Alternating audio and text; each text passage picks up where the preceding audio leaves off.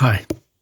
The more I learn about the theosophical path, about the path to wisdom, the more I can clearly see how my profound ignorance works in my life. The issue is that my ignorance normally is very efficient in hiding from my conscious view. And it is by actually learning something of value about the spiritual path, that my ignorance becomes visible, and then I can fight her. So, the unfortunately true fact is that most theosophists and most spiritual pilgrims tend to think that once we know something on a rational plane of thought, then it is known, it is no problem, and we can go on to learn more and more on the rational plane using only the rational part of our brains, and we soon will be able to pretend that we are wise. But we'll never be able to be wise indeed as long as we do not perceive the contradictory nature of our own soul, which is a battlefield in which we must transform ourselves. We have many different selves, let us say, many different points of view, some of which are terrestrial in nature and animal in nature, and other ones are celestial, or while being terrestrial, they choose to serve the celestial purpose, which means we have a lower aspect of our soul which responds to our animal impulses and our self-preservation, subconscious impulses, and so on.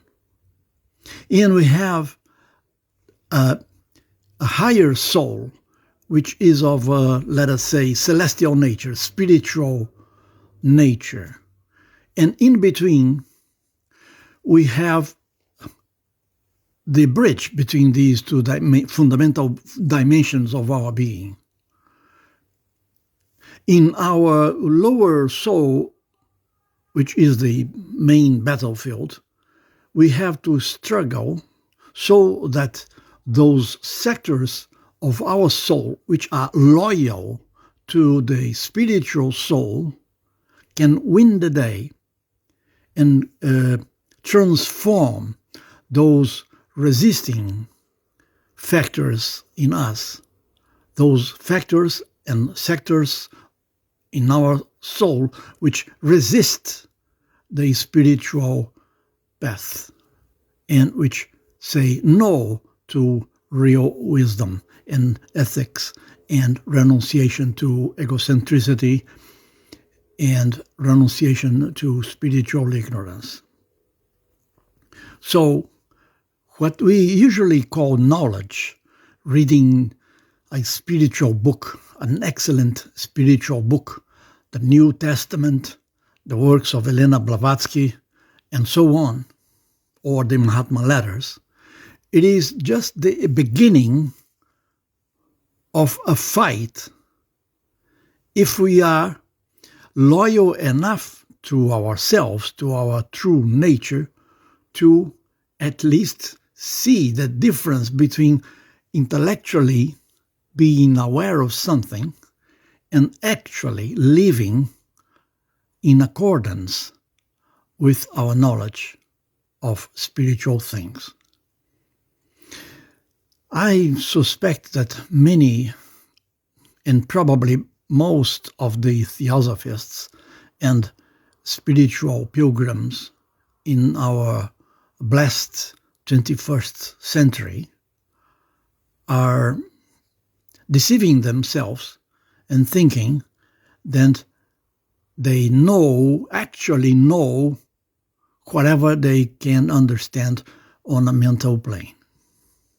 The distance between the mental plane and our own habits is great, and we must, in the first place, acknowledge such a distance, be humble enough to understand it, to study and observe it, and then to start working to reduce the distance between that which we have as a clear goal and the place we are now. It's a pedagogy of practice. It's a pedagogy, or the art of teaching and the art of learning, based on reducing the distance between ideal and practice. We have to fight old habits. We have to create new habits. We are consistent with our goal. In order for the theosophical movement to be reborn again this century, we must rethink the way we intend to learn.